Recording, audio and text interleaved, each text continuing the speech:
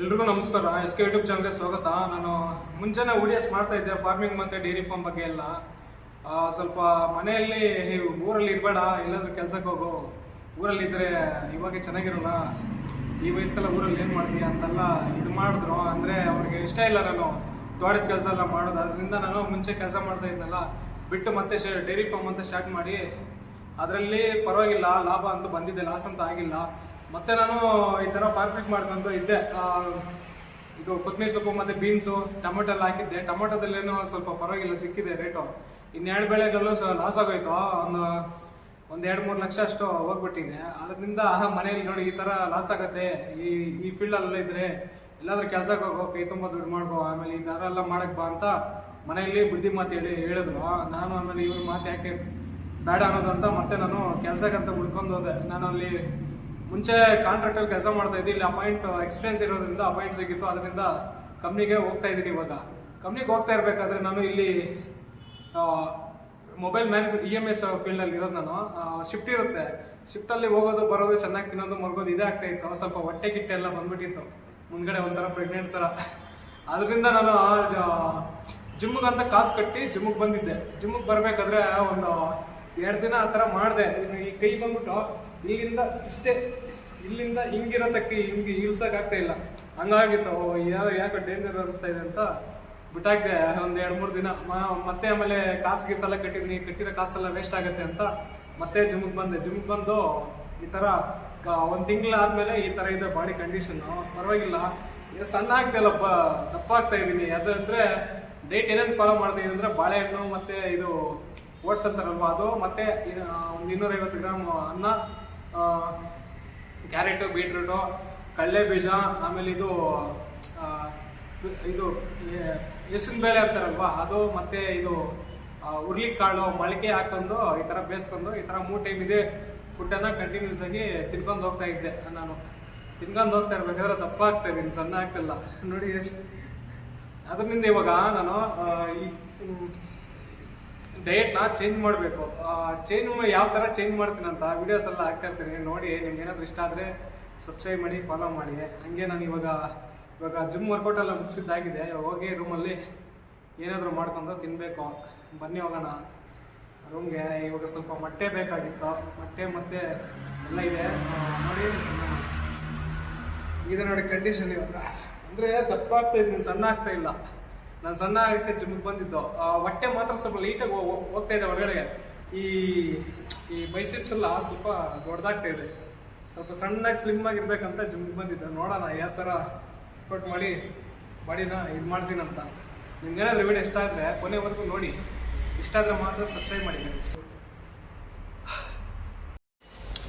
ಇದು gym timing ಬಂದ್ಬಿಟ್ಟು ಒಂದು 10 ಗಂಟೆವರೆಗೂ ಇರುತ್ತೆ. ಅಂದರೆ ನಾವೇ ಕೊನೆಯದಲ್ಲಿ ಯಾರು ಇರ್ತಾರೋ ಅವರೇ ಇವೆಲ್ಲ ಆಫ್ ಮಾಡ್ಕೊಂಡು ಹೋಗ್ಬೇಕಾಗತ್ತೆ. ಅದರಿಂದ ಲೈಟೆಲ್ಲ ಆಫ್ ಮಾಡ್ತಾ ಇದ್ದೀನಿ. ಪರವಾಗಿಲ್ಲ, ಚೆನ್ನಾಗಿದೆ ಇದೆಲ್ಲ. ಇದು ಯಾವ ಥರ ಇದು ಮಾಡೋದಂತ ಗೊತ್ತಿಲ್ಲ ಗೈಸ್. ನೋಡ್ಬೇಕು ಯಾವ ಥರ ಬಾಡಿ ಡೆವಲಪ್ ಆಗುತ್ತಂತ. ಒಟ್ಟಿನಲ್ಲಿ ಜಿಮ್ ಅಂತೂ ಮಾಡಿ ಫುಲ್ಲು ಫಿಟ್ನೆಸ್ ಆಗ್ಬೇಕಂತ ಫಿಕ್ಸ್ ಆಗಿದ್ದೀನಿ. ನನ್ನ ಕೈಯಲ್ಲಿ ಸಣ್ಣ ಆಗೋಕ್ಕಾಗಲ್ಲ, ಅದು ಇದು ಅಂತ ಹೇಳಿದ್ರು. ಸಣ್ಣ ಆಗಿ ನೋಡಿಸ್ಬೇಕು ಅವ್ರಿಗೆ. ಅದಕ್ಕೆ ಇವಾಗ ನಾನು ಈ ಥರ ಎಲ್ಲ ವರ್ಕೌಟ್ ಮಾಡೋಕ್ಕೆ ಬಂದಿರೋದು. ಅವ್ರಿಗೋಸ್ಕರ ಅಲ್ಲ, ನನಗೋಸ್ಕರನೇ. ಜಿಮ್ ಅಲ್ಲ, ಹೆಂಗೆ ಹಾಕೋದಂತ ಅರ್ಥ ಆಗ್ತಾ ಇಲ್ಲ. ಅಪ್ಪ ಇದು ಬೀಗ ಹಾಕಿ ರೂಮ್ ಮುಂದ್ಗಡೆನೆ ಹೈಪರ್ ಮಾರ್ಕೆಟ್ ಅಂತ ಇದೆ. ಅದರಲ್ಲೇ ಮೊಟ್ಟೆ ಗಿಟ್ಟೆ ಎಲ್ಲ ಸಿಗುತ್ತೆ. ಅದರಿಂದ ಮೊಟ್ಟೆ ತೊಗೊತಾ ಇದ್ದೀನಿ. ಇಲ್ಲಿ ಹೈಪರ್ ಮಾರ್ಕೆಟಲ್ಲಿ ಏನು ಬೇಕೆಲ್ಲ ಇದೆ. ರೂಮ್ ಬಿಟ್ಟು ಹೋದ್ರೇ ಅದು ಈ ಮಾರ್ಕೆಟು.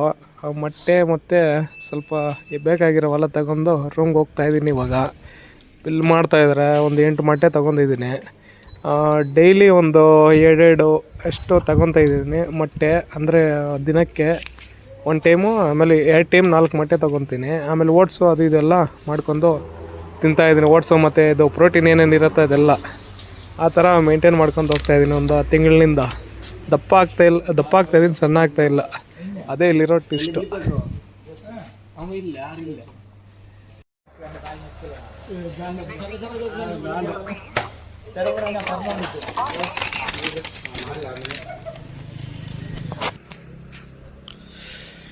ಗಾಯ್ಸ್ ಇದು ಬಿಗ್ ಡೇ ಅಂತ ಹೈಪರ್ ಮಾರ್ಕೆಟ್ ಇದು ನೋಡಿ. ಒಂದು ಮೊಟ್ಟೆಗೆ 7 ರೂಪಾಯಿ ತಗೊಂಡಿದ್ದಾರೆ. ಸ್ಟಾರ್ಟಿಂಗ್ ಅಲ್ಲಿ 6 ಇತ್ತು, ಇವಾಗ 1 ರೂಪಾಯಿ ಎಕ್ಸ್ಬಿಟ್ಟಿದ್ದಾರೆ ನೋಡಿ. ಅಲ್ಲಿದೆವಲ್ಲ ಮೇಲೆ ಒಂದು ರೂಮ್ ಇದೆ, ಅದೇ ನನ್ನ ಇರೋ ರೂಮಿಗೆ ಬಂದಿದ್ದೀನಿ ಇವಾಗ. ರೂಮು ಅಷ್ಟೊಂದು ಕ್ಲೀನಾಗಿ ಮೇಂಟೈನ್ ಮಾಡಿಲ್ಲ, ಸ್ವಲ್ಪ ಗಲೀಜಾಗಿದೆ. ಇವಾಗೇನು ಗೊತ್ತಾ, 1-2 ಮೊಟ್ಟೆ ಮತ್ತು ಸ್ವಲ್ಪ ಕ್ಯಾರೆಟು ಬೀಟ್ರೂಟು, ಸ್ವಲ್ಪ ಇದು ಕಡಲೆ ಬೀಜ ಮತ್ತು ಅದೇನೋ ಕಾಳಿದೆ, ಅದನ್ನು ಬೇಯಿಸ್ಕೊಂಡು ತಿನ್ನೋದು. ಇದೇ ಥರ ಡಯಟ್ ಫಾಲೋ ಮಾಡ್ತಾ ಇರೋದು. ಆಮೇಲೆ ಅದೇನೋ ಸೋಯಾ ಅಂತಾರಲ್ವ, ಅದೊಂದು ಸ್ವಲ್ಪ ಹಾಕೊಂಡು ತಿಂತೀನಿ ನಾನು. ಇಲ್ಲಿ ನೀವು ನೋಡ್ತಾ ಇದ್ದೀರಲ್ವಾ, ಕಡಲೆ ಬೀಜ ಮತ್ತು ಇದು ಹೆಸರು ಬೇಳೆ, ಅದೇನೋ ಇದು ಈ ಬೇಳೆ, ಈ ಥರ 2 ಮೊಟ್ಟೆ ಈ ಥರ ಮಾಡ್ಕೊಂಡು ತಿಂತಾ ಇರೋದು 1 ತಿಂಗಳಿಂದ. ಸಣ್ಣ ಆಗ್ತಾ ಇಲ್ಲ, ದಪ್ಪ ಆಗ್ತಾ ಇದ್ದೀನಿ ಈ ಥರ ಮಾಡ್ಕೊಂಡು ತಿಂದಿದ್ದಕ್ಕೆ. ಅದಕ್ಕೆ ಏನು ಮಾಡ್ಬೇಕಂದ್ರೆ ಚೇಂಜ್ ಮಾಡಬೇಕು. ಇನ್ಮೇಲೆ ಬರೀ ತರಕಾರಿ ಮಾತ್ರ ತಿನ್ಬೇಕು, ಈ ಕಡಲೆ ಬೀಜ ಇವೆಲ್ಲ ತಿನ್ಬಾರ್ದು.